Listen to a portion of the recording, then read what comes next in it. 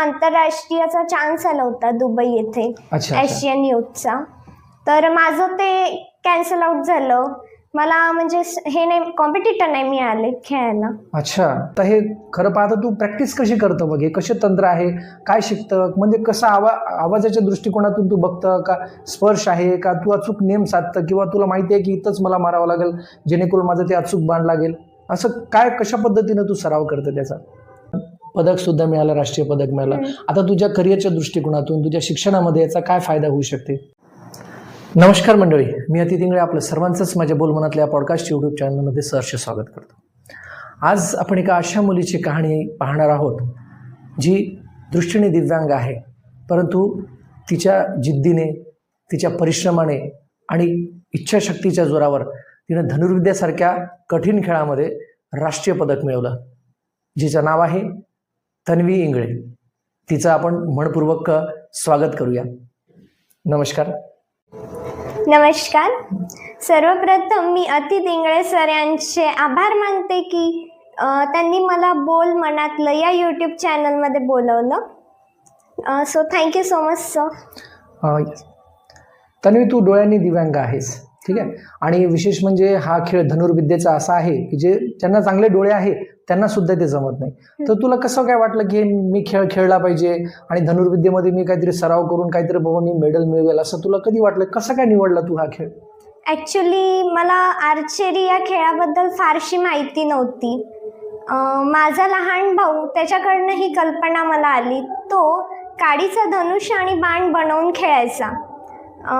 एकदा म्हणजे तो असंच खेळायचा, कधी मोबाईलवर पण खेळायचा. एकदा माझ्या शाळेमध्ये माझी सिनियर राजश्री राठोड ही आर्चरी या खेळामध्ये जिंकली. तर तिचा सत्कार शाळेमध्ये घेण्यात आला. तेव्हा तो मी बघितला. मला असं कळलं की तिला एक पाय नाही आहे. तर मी त्यावेळी विचार केला की तिला एक पाय नाही आहे, माझ्याकडे तर दोन्ही पाय आहे, दोन्ही हात आहे, मी का नाही खेळू शकत? तर तिच्याकडनं मला एक इन्स्पायरेशन म्हणजे इन्स्पायर झाली मी तिच्याकडनं. मग मलाही वाटलं की मी पण काहीतरी खेळू शकते, मी पण काहीतरी करू शकते. त्यावेळी मला स्पोर्ट्समध्ये काही इंटरेस्ट नव्हता, तर तिच्यामुळे तो इंटरेस्ट माझ्यामध्ये आला असं मी म्हणते. आणि आता तुला हे जे काही तू धनुर्विद्या वगैरे शिकतंय, आता हे खरं पाहता तू प्रॅक्टिस कशी करतं मग? हे कसे तंत्र आहे, काय शिकतं? म्हणजे कसं आवाजाच्या दृष्टिकोनातून तू बघतं का? स्पर्श आहे का? तू अचूक नेम साधतं किंवा तुला माहिती आहे की इथंच मला मारावं लागेल जेणेकरून माझं ते अचूक बाण लागेल? असं काय, कशा पद्धतीनं तू सराव करतं त्याचा? माझे कोच श्री सुरेंद्र राठोड सर यांनी मला बोटांचा स्पर्श आणि एक माझ्या हाताजवळ एक स्टँड बनवून दिले, स्टँड आणि साईड. तर मी त्याला स्पर्श करून माझा म्हणजे जो आहे एम आहे तो मी साधते, म्हणजे त्याला स्पर्श करते आणि त्याला स्पर्श करून नंतर तो ॲरो मी शूट करते आणि तो टार्गेटवर परफेक्ट लागतो. वा, आता तू राष्ट्रीय पदक मिळवलं आणि हे राष्ट्रीय पदक मिळवल्यानंतर मग आता सर्वांना आश्चर्य वाटलं असेल की बाबा ही तर दृष्टीहीन आहे, म्हणजे हिला काही दिसत नाही, बाबा हिनं कसं काय केलं असेल, किंवा लोक तुला ज्या पद्धतीनं अगोदर ट्रीटमेंट असायची आता काही बदललं का त्यांच्यामध्ये? त्यांना काय वाटतं किंवा तुला हे ते बघितल्यानंतर कसं वाटलं? मला पण चांगलं वाटलं. म्हणजे मला पण असं वाटलं नाही की मलाही पदक असेल. आणि त्यावेळी म्हणजे मला खूप जण म्हटले की आर्चरी हा खेळ तुझ्याकडनं अशक्य आहे, तू कसं खेळू शकतेस, तू तर ब्लाइंड आहेस, तू कसं आर्चरी करू शकते? आधी मला खूप जण बोलले, पण मी त्यांच्या बोलण्याकडे लक्ष न देता माझ्या ध्येयाकडे लक्ष केंद्रित केलं आणि माझ्या कोचनी, सरांनी मला पूर्ण मार्गदर्शन दिलं मी कशा प्रकारे खेळली पाहिजे, काय केलं पाहिजे. अच्छा, आता तुझा दिनक्रम कसा असतो? म्हणजे खेळाच्या संदर्भामध्ये सराव कशी करतो तू, किंवा मग त्यासाठी विशेष काय आता फिटनेस लागतं किंवा काही मानसिक सुद्धा एक आधार मिळावा लागतो एक, आणि त्या संदर्भामध्ये तू कसं काय वर्क करतं त्या संदर्भात, किंवा तुझा दिनक्रम कसा आहे? माझा तर सकाळी मी ग्राउंडला जाते 5:30ला. हलका व्यायाम, स्ट्रेचिंग, आणि धनुर्विद्यासाठी सर्वात महत्त्वाचं आहे कॉन्सन्ट्रेशन पॉवर. ती कॉन्सन्ट्रेशन पॉवर वाढवण्यासाठी मी मेडिटेशन करते. आणि बस मग प्रॅक्टिसला स्टार्ट करते. अच्छा, अच्छा. आता कधी-कधी काय होतं लोकांना असं वाटतं, की बाबा धनुर्विद्या हा खेळ आहे, हा फक्त ज्यांची दृष्टी चांगली आहे त्यांच्याचसाठी आहे. मग या संदर्भामध्ये तू त्यांना काय वाटतं, की तुझ्या प्रशिक्षकांना सुद्धा असं वाटलं असेल, की बाईला जमू जमू शकत नाही. म्हणजेच कसं आहे, ज्यावेळी एखादा प्रशिक्षक आपल्याला काही शिकवतो, तर त्यांना अचूक कळतं, की बा हे खेळाडू कसा आहे किंवा खरंच तन्वी करू शकते का? तर त्यावेळी प्रेक्षकांचा काय तुझ्या प्रशिक्षकांचा काय भूमिका होती त्याच्यामध्ये? त्यांना काय वाटलं? स्टार्टिंगला तर ॲक्च्युली मी जेव्हा त्या खेळामध्ये गेली सरांना वाटलं की ही कशी खेळणार आहे, हिला तर दिसत नाही. कारण त्यावेळी ना ब्लाइंड नावाचं क्षेत्र आर्चरीमध्ये नव्हतं, म्हणजे असं कुठलंही स्थान नव्हतं ब्लाइंड. बरोबर आहे. तर मी काही नाही, मग माझी जिद्द होती, मी खूप हट्टी आहे. माझे पप्पा पण म्हटले मला की नाही तू नाही करू शकणार बाळा, तू राहू दे.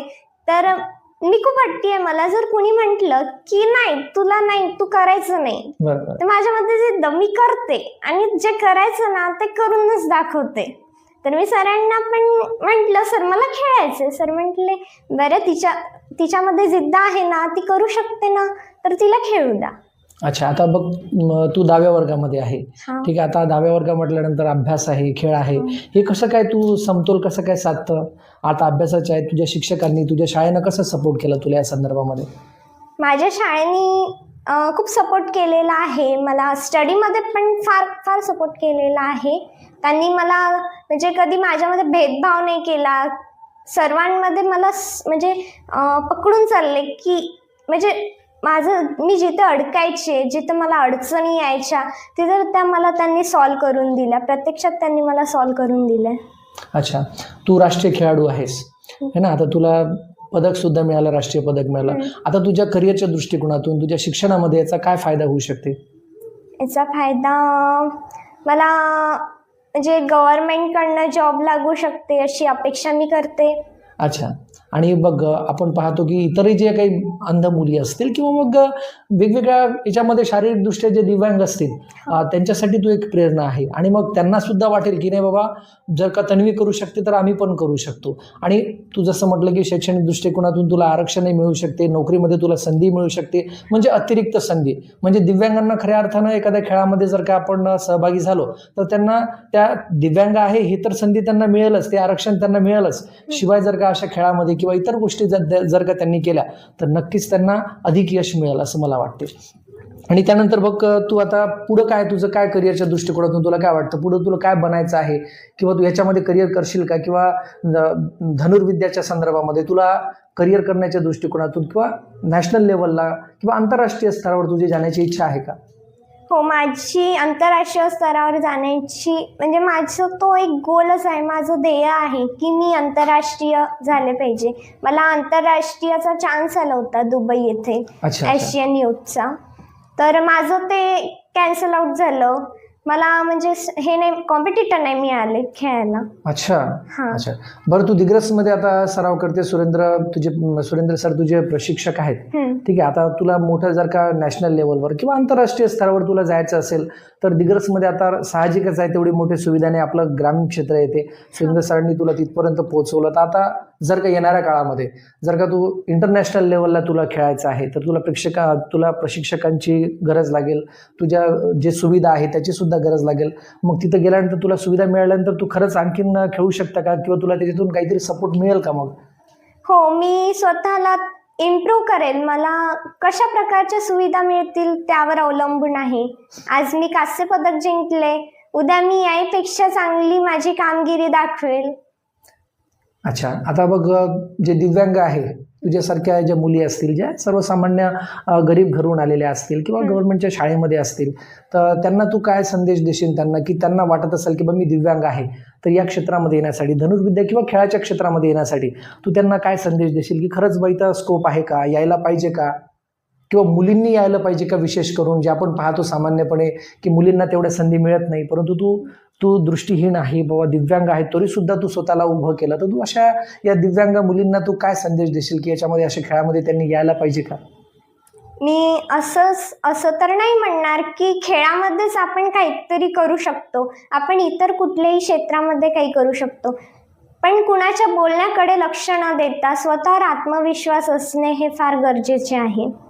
जर आपला स्वतःवर विश्वास असेल ना तर आपण कुठलीही अशक्य गोष्ट शक्य करू शकतो. वा वा वा. तुझ्या आईवडिलांची काय या तुझ्या खेळामध्ये, किंवा तू आता खेळत आहे, बाहेरगावी जाते, तर तुझ्या आईवडिलांचं काय भूमिका आहे, तुझ्या आईवडिलांचा कसा साथ तुला मिळाला त्याच्यामध्ये? माझे पॅरेंट्स मला खूप सपोर्ट करतात. खूप त्यांनी मला असं कधीच म्हणत नाही की तू स्टडीमध्ये चांगली आहेस, स्टडीमध्ये तू फोकस करायला पाहिजे, तू खेळायला नाही पाहिजे. आता मी 10th आहे, त्यांनी मला कधीच टार्गेट नाही करत की तुला इतके पर्सेंट मिळालेच पाहिजे. हो का? ते माझ्यावर डिपेंड आहे की ते म्हणतात तू खेळ बस. अच्छा, मग अभ्यास वगैरे तू किती तास करतं, काय आहे तुझं अभ्यासाच्या संदर्भामध्ये? मला ज्यावेळी टाईम मिळेल त्यावेळी, कारण मला सरावामुळे आणि स्पर्धांमुळे ना टाईम कमी मिळतो अभ्यासाला. तर जितका मला टाईम आणि जिथे जिथे टाईम मिळेल तिथे तिथे मी अभ्यासही करते. आता तू दिव्यांग असून तू एक धनुर्विद्या खेळामध्ये राष्ट्रीय पातळीवरची तू खेळाडू आहे. येणाऱ्या काळामध्ये तू आंतरराष्ट्रीय पातळीवर जाशील, परंतु या धनुर्विद्या या खेळाच्या व्यतिरिक्त तुला करिअरच्या दृष्टिकोनातून तू काही प्लॅन बी केलेला आहे का, किंवा तुला काय असं बनावं असं वाटतं की जे धनुर्विद्या सोडून मला हे बनायचं आहे बाबा, असं काही तुझं स्वप्न आहे का?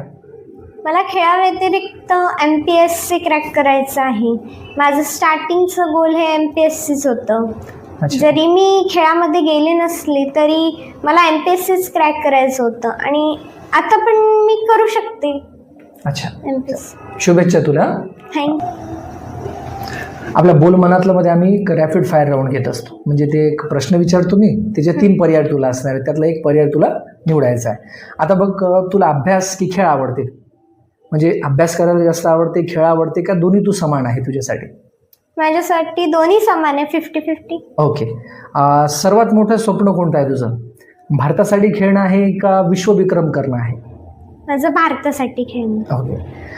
तुझ्या या यशाचं श्रेय तू कोणाला देतं? आई वडिलांना, तुझ्या प्रशिक्षकांना, की तू स्वतःला देतो? माझ्या प्रशिक्षकांना. ओके. तुला जगाला काय सांगायचं आहे की आम्हाला दया नको, आम्हाला संधी द्या, किंवा आम्ही करू शकतो? आम्ही करू शकतो. Okay okay. तुला सर्वात जास्त भीती कशाची वाटते? अपयशाची, थांबण्याची, की संधी न मिळण्याची? मला थांबण्याची. ओके ओके, बरोबर. तुझी खेळाशिवाय कोणती आवड आहे? म्हणजे या धनुर्विद्या खेळाशिवाय तुझी दुसरी कोणती आवड आहे? चित्र काढणे, फिरायला जाणे, किंवा गाणे ऐकणे? मला तिन्ही पण आवडतं. तिन्ही आवडते का? चालेल चला, ठीक. तर तू हरलीस तर नेमकं काय वाटते तुला, की तू रडतं, तू विचार करते, की तू आणखी जिद्दी होते? मी आणखी जिद्दी होते की आपण आणखी काहीतरी करू शकतो, कारण एका हारमुळे आपण बरोबर हार नाही मानून जायची ना. अपयश येणार जाणार आहे, परंतु आपली जिद्द आपण कधी सोडायची? खेळामध्ये जीत आणि हार हे तर चालूच असतं ना. गुड. देवाने एक द्यायचं म्हटलं तर तुला काय पाहिजे? दृष्टी, शक्ती, की संधी? मला संधी. वा, छान, ठीक आहे. तुझ्यामध्ये अपयश म्हणजे काय? शेवट, शिकवण, की सुरुवात? सुरुवात. ओके, ठीक. आणि शिकवण पण आहे.